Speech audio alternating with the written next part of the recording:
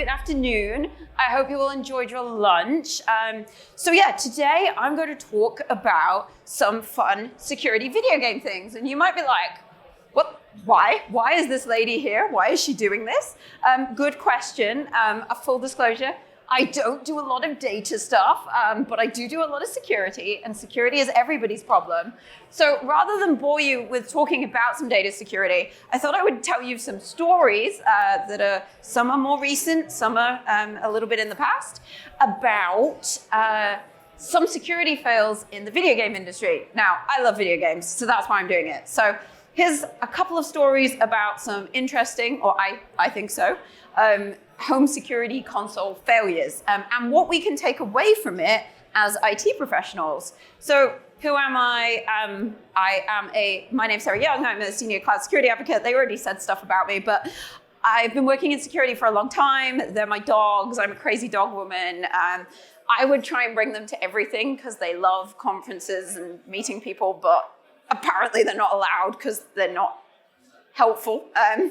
I wrote some Microsoft Press books once upon a time. If anyone does Microsoft certifications, security ones, I wrote some of those books. And yeah, I do a podcast. Bit niche, but if you do Microsoft and security or have any interest, you can look it up on all the things that you find podcasts on. But let's tell you about what I am talking about today in terms of the stories. First of all, so there's just a lot of failure stories here. So first one I'm going to talk about is the Switch. I say recent, but this is the most recent one. There is a hardware vulnerability in nowadays the older version of Nintendo Switches. We're going to talk about the PS4 malicious character glitch. We're also going to talk about Atari versus Nintendo from the 80s.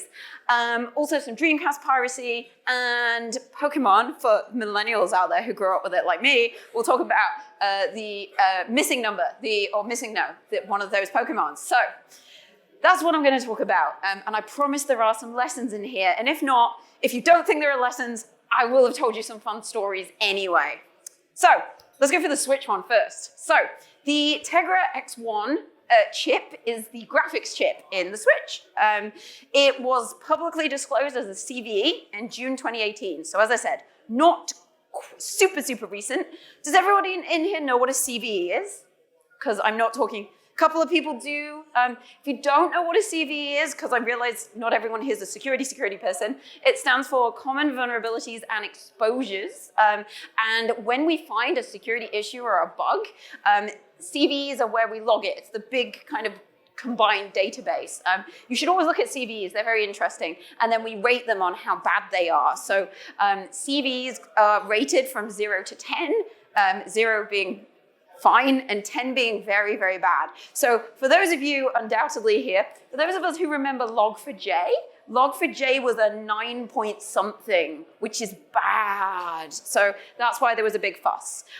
This vulnerability was discovered by a researcher called Kate Tenkin, and it affects basically all of the chips. It's a chip failure, it's fair to say.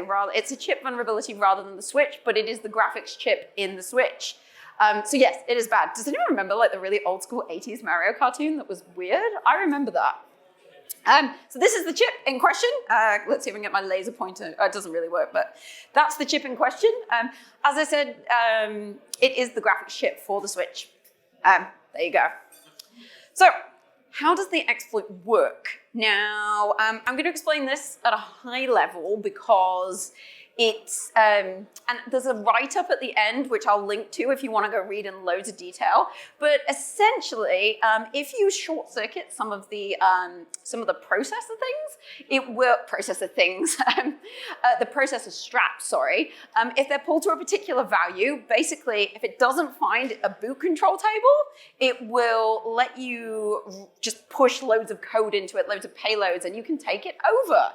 So the way that you do this on a Switch is, and I'm going to show you a video, I didn't bring my Switch with me, is you use a little jig to short circuit the Joy-Cons. So this bit here, if you short circuit that, you can basically force the thing to go into a boot, into the reloader, which is kind of cool. So it's just there. So how does it work? Basically, the processor enters its boot mode, and then it allows you to put little applets into the RAM in this recovery mode. They are supposed to be signed, but so theoretically this shouldn't work, but it does. Like I said, I'm not going to go into this in loads of detail here, but there is a link if you want to read up on it. Now, basically what happens is you put the command and the payload in, and then it basically overwrites the buffer. So this is a buffer overflow thing. And then it does the signature check. However, and it's game over, because it basically overwrites it. It doesn't do the signature checking quite properly, as I said. Go read up on it. And so this is the as I said, this was the part of the write-up here. So you can see that, like I said, some of this has been taken out, as you can see at the top there. But essentially, it does not handle the boot. If there is no boot table, it doesn't handle it properly, and you can push loads of nasty code into the switch. The main thing is, I don't know if you can see that, it's actually highlighted this one here. That is kind of your payload. That's the one, the RCM read command and payload that is the main offender here. So basically, if you make a USB control request, you can leverage this to take control of the entire switch. Here's a picture of this is the proof of concept that the researcher did. If you've worked with security, if you're familiar with any security vulnerabilities, researchers who find them will often just use this they're just using it as a proof of concept. They're not actually doing anything bad to the switch. But of course, this could be used badly in the wild. Obviously, for our console, you largely expect people to use it for homebrew.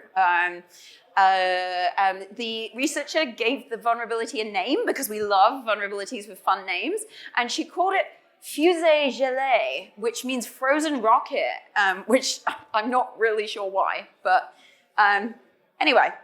So here's a disclaimer. I'm going to show you a video of me doing this on my Switch. By the way, if you have one that's newer, this won't work.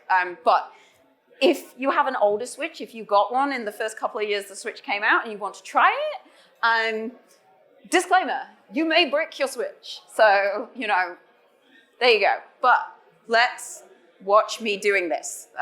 So this is a little jig thing.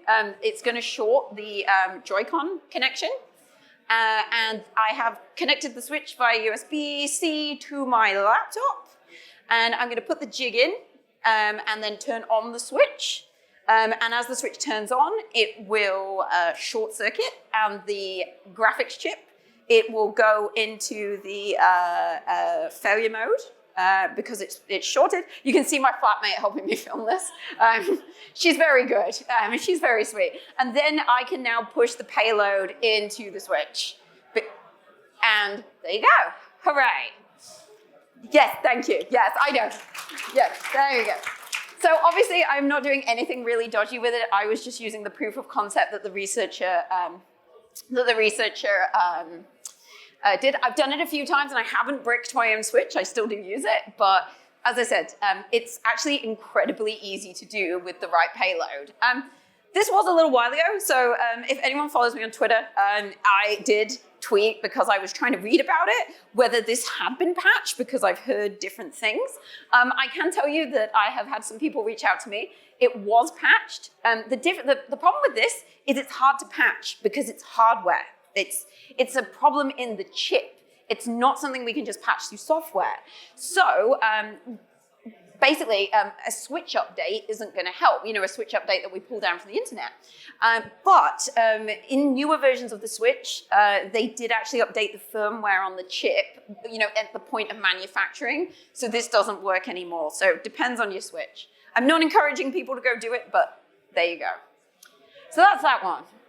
Next one is your PS4 malicious character glitch. I love this. So this was back in 2018 as well, actually. And again, some of you may remember it, but essentially people were getting specially crafted text messages like the one on the screen here.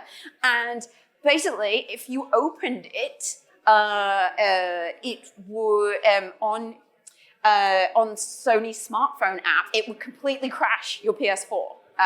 And it would have to reboot, and some of them even needed factory resets. Now, apparently, the people were using this to beat people at Rainbow Six Siege, which is, I know, like I said, it's from 2018, but it's crazy. And there are also, it's just this very specifically crafted thing.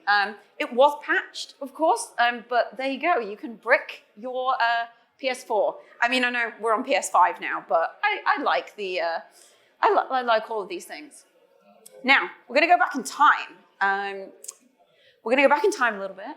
I'm going to talk about Atari versus Nintendo. Now, this is probably my favorite story that I'm going to tell you today, just because it's not so technical, but it just proves to you about how people genuinely are the weakest link in security. So, back in the day, we all remember the Nintendo, the original Nintendo, the NES. It was released in the mid-80s, depending on where in the world you were. And you may or may not know, that Nintendo had that little Nintendo seal of quality on their games. Now, Nintendo had really strict controls on who was allowed to publish stuff on their consoles. And in order to publish a game on a Nintendo console, you had to have your game reviewed and checked by Nintendo. And the reason they did this is, for those of you who are old enough or familiar enough with the video games crash of the early 80s, one of the reasons that happened was because basically on all the older games consoles, people would just releasing complete rubbish games, and there was no quality, and that partially led to the video game crash. If you don't know about the video game crash of the early 80s, you can go look it up. So basically, Nintendo wanted to stop that by approving all the games, and they wanted the publishers to buy their very expensive cartridges. So there you go, you can see the little Nintendo seal of quality down there.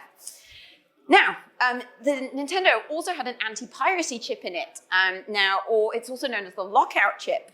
And essentially, this chip, it was in the console itself, and it was in the cartridge. And so when you put a Nintendo cartridge in, it would have a little backwards and forwards between each other. And if they didn't talk to each other in a nice way and they weren't happy, the Nintendo would reboot, and you could never start your game.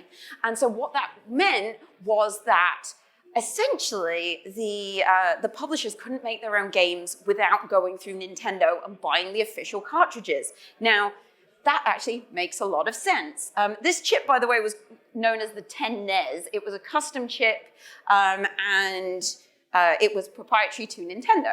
Now, Nintendo and Atari had like a bit of spiciness going on between each other for a while, and they'd fallen out with Nintendo over the rights to Tetris. Again, that is another story in itself. But Atari decided they wanted to publish games on the Nintendo because, of course, it was a very popular games console. But they didn't want to pay Nintendo for cartridges, and they didn't want to go through the review process. So they tried to reverse engineer this chip, so they could make their own and then just sell their own cartridges. Oops. Now, it turns out it was actually very smart, and they really, really couldn't, even though the 10 NES, I'll point out, was a 4-bit microprocessor. It was pretty primitive by today's standards. They could not work out how to reverse engineer it. So what they did was they spent ages trying to look at it, trying to work out what was happening, and they couldn't work out how to reverse engineer it.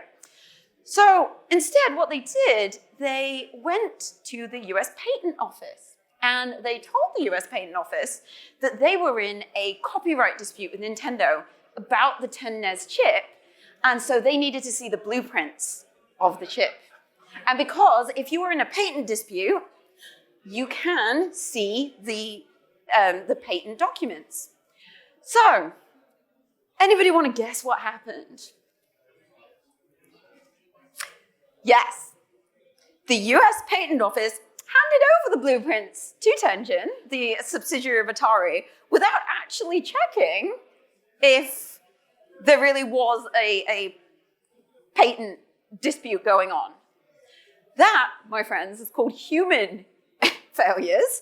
And unsurprisingly, after they had we know what happens next. Unsurprisingly, with the blueprints, it was very easy to reverse engineer the chip. And then Atari and Tengen started making all their own games. on their own cartridges without going through Nintendo's process. By the way, if you ever find one of these, they are now super rare collector's items. They're black rather than gray, and they sell for like crazy amounts of money.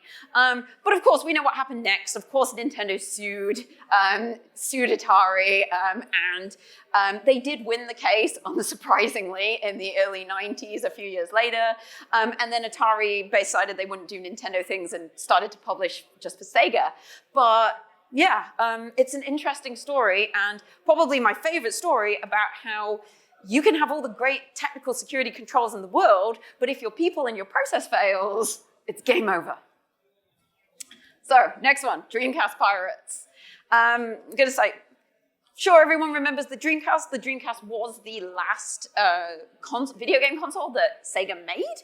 And they made a proprietary form of CD. It was called the MEL-CD or on GD-ROM. Now, the Dreamcast was released in 98, 99, depending on where you were in the world.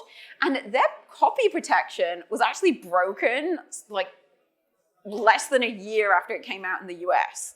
And obviously we know like piracy is a thing that everyone has to be, everybody has to be conscious of, but breaking it in like under a year is bad. And yeah, there was a couple of ways this was done. First one was on one of like the 2 games on the Dreamcast that were online. One, which was Phantasy Star Online. You could stream the entire game's code through an Ethernet cable. Just the whole thing. And you could also then, you could use it to swap and actually put other things on as well.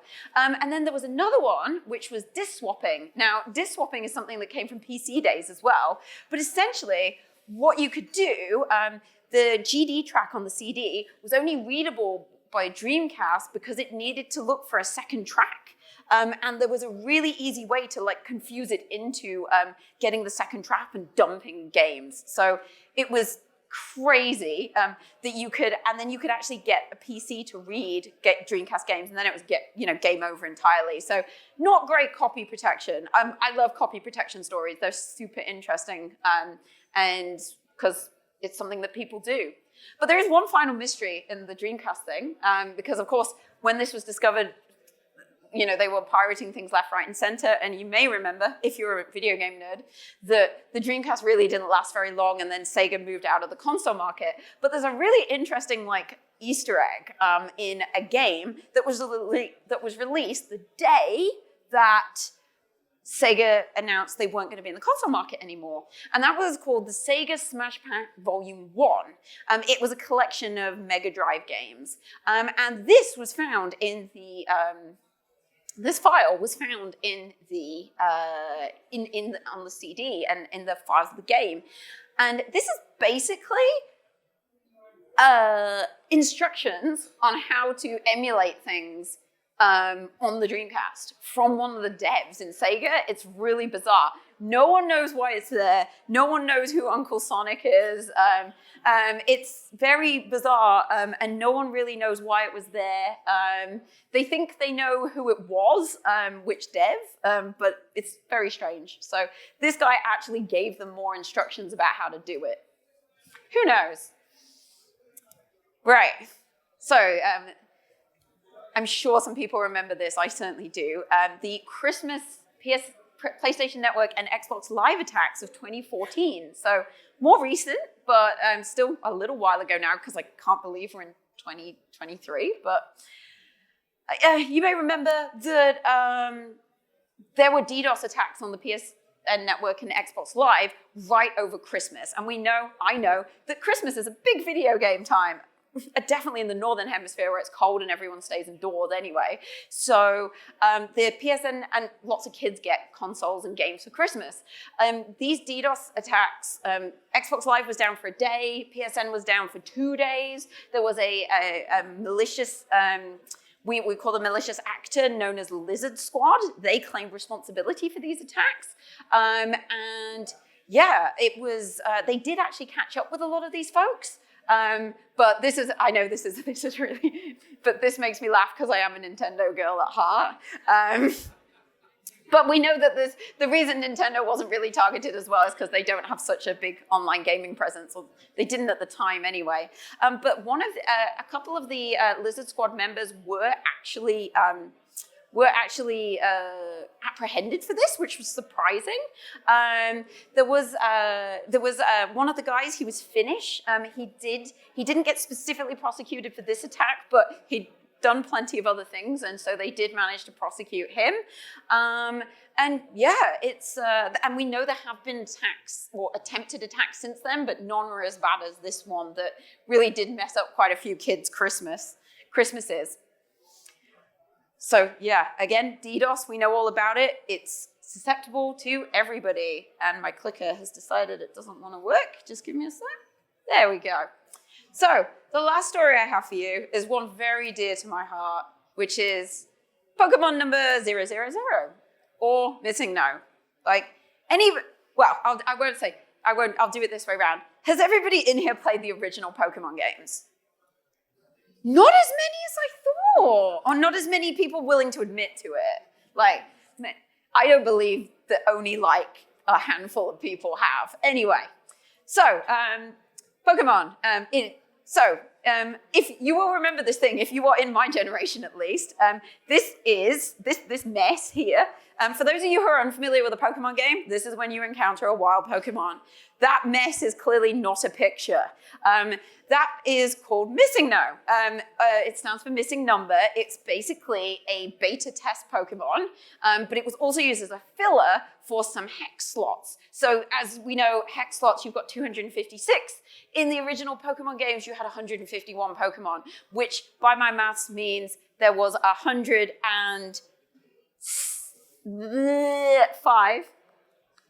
Yes, 105. There were 105 empty slots that were filled with this Missing No. So basically the point of this, the reason this was important for those of us who were 10, 11 at the time when this came out, was that you could use this glitch to make more items in your bag, which you could then use to power up your Pokemon and blah, blah, blah. It could also destroy your save file. It destroyed my brother's save file, but not mine, so there you go. But for those of you who don't know, this is how you made this glitch appear. You would talk to this old man. Fun random fact, in the Japanese version of this game, this guy hasn't had coffee. He's actually drunk, and then he sobers up. But the translators felt that that wasn't appropriate for an American audience and changed the guy from being drunk to needing his coffee. But anyway, small aside. You'll go through the Pokemon catching demo, because that's what this guy does. He teaches you how to catch Pokemon. And then you go and surf up and down the corner of this island. And eventually, Missing No will appear here. Now, the reason for this is because the game programmers forgot to input any real wild Pokemon. So the game is like, where do I go and look for which Pokemon should appear here? Because different Pokemon appear in different places. And they forgot to, which is why the game goes, I don't know what to do, and starts looking in random bits of memory. So not great. And essentially, for those of you, again, who may remember this game, you get really funky Pokemon, including Missing No, and the kind of Missing No you get depends on which hex value you get. And that is because, for some reason, it uses your name, the name that you input at the start of the game, will actually determine what turns up there, because that's the part of the memory in the Game Boy it goes to look for Missing No and things like that. It's super interesting. There's a massive big write-up on it that I've got a link to. I have read it because it's fascinating. I love video game stuff. Yeah, so, are there any takeaways from this as security professionals though? Because some of these are fun stories, but what can you take away from this? Hardware vulnerabilities are really difficult to fix once they're out there, hardware and firmware. So, be mindful for this. I know you're data engineers. You may not touch hardware, but it's something to be mindful of. Vulnerabilities are horrible to fix anyway, so it's really good to try and get rid of this stuff before you push it into prod. And malicious parties will go to great lengths to achieve their goals. Don't underestimate them. Atari could not reverse engineer that chip, so they found another way. This is why it's important to have multiple layers of security.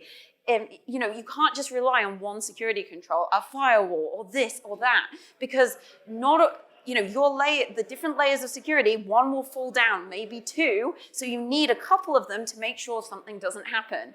The other point here as well is that people are always the weakest link. People and process. Again, that may not be something you're directly involved with, but always remember that you can have the best technology, the best controls in the world, and somebody puts the password under their keyboard and it's game over. So, this is important. And also, if you're going to brag about how unbeatable and unbreakable things are, which plenty of, has happened over the years, you are effectively challenging people to go and break it. For those of you who know, I spend a lot of time with security people. Security people love, if you tell them they can't break it, they're probably going to try and go and do it. Now, whether it's a good person doing it for the greater good, a researcher, that's fine. But if it's a bad person, you could have a bad time. And also, security via obscurity is not a real control. So, like for the Dreamcast CD, that basically what they did was they hid the track. I just realized I didn't explain that properly when we did that section. Basically, they hid the game in a hidden track, but it was very easy to make a PC be able to read it. So hiding things is not a control. It's really not. Security via obscurity is a no-no. And then last but not least, sloppy code and programming always causes problems. Missing no in Pokemon is there because they forgot to program in real Pokemon and the game went and looked in other bits of memory and drew its own conclusions. I know, you probably work with security people. Also, I apologize if your security people are difficult. I know we have a reputation for being so. I apologize. But, we're getting so much better, and the way that just everything, the environments are changing and we're doing things so quickly, we have to all work closer together. So, please go and reach out to your security people and talk to them. I promise we're nicer than you think. I'll put this up on screen so that it's not a dodgy link. You can tell as a security person, I'm like, it's fine, you can scan this. This links to some of the articles where you can go and read, in way more depth, some of the stuff I've talked about today, like the technical write-ups of some of those things. That's pretty much, I've done well. I've just come up on time, I think. So I'll leave this up so everyone can scan it and go to my ugly GitHub page on this. I'm gonna hang around. Feel free to come talk to me about any old security stuff you want. Afterwards, I also have plenty of stickers, particularly doggy stickers. Also, if I have to put this in, if you haven't visited the Microsoft booth and you want to go talk to those lovely people about Fabric and all of the data stuff we do, they are just over there. So go see them. They also had some cool Azure socks when I was there earlier. And thank you very much, everyone. Really appreciate your time and coming to listen. I know this is a bit different from most of the other things today, so hopefully it was a nice interlude for you. And yeah, thanks very much.